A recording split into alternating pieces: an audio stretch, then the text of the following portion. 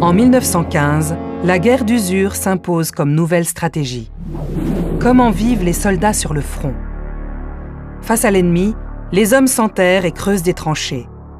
Elles sont construites la plupart du temps sur 4 lignes et sont disposées en zigzag pour gêner les tirs d'artillerie adverses.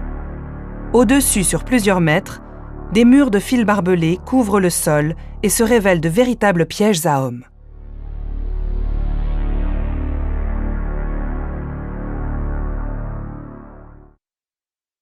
Les soldats, les poilus comme on les appelle, sont en général assez mal nourris.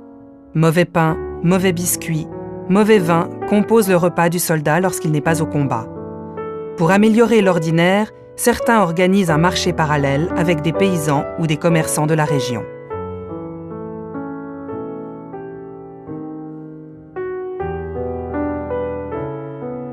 Sur le front, les hommes dorment toujours habillés dans des casemates protégées par des masses de terre ou bien à même le sol sur des paillasses.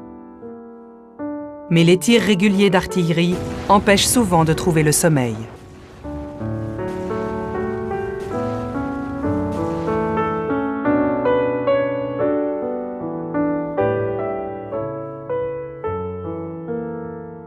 Attendre l'attaque, c'est le quotidien du combattant. Alors, pour tromper la peur d'une mort à venir, les soldats se distraient comme ils peuvent. Ils jouent aux cartes, confectionnent des objets, lisent les journaux ou donnent des nouvelles à leurs proches. Mais on ne peut pas tout écrire. La correspondance entre le front et l'arrière est sévèrement contrôlée par la censure, car le moral des populations ne doit pas fléchir. Et pour ceux qui n'ont pas de famille, on crée les marraines de guerre qui correspondent avec un ou plusieurs soldats.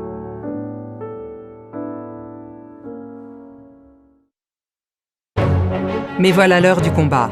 Les hommes se rassemblent.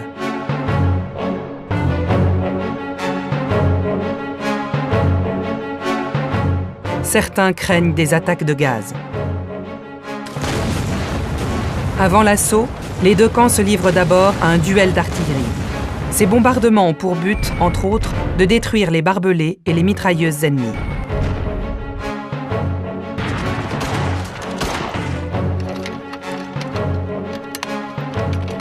Après quelques heures, l'officier donne l'ordre d'attaquer. À l'assaut!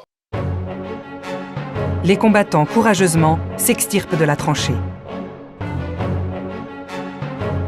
Mais certains, paralysés par la peur, refusent de sortir. Pour les autres, ils doivent courir vite et franchir rapidement le no man's land sous le feu nourri de l'ennemi.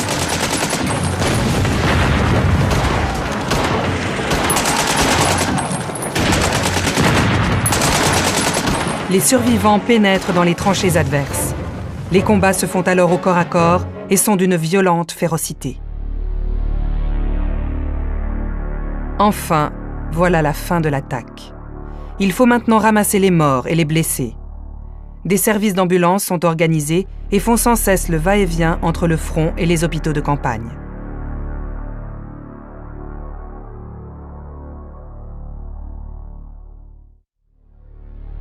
Après les combats, certains partent en permission.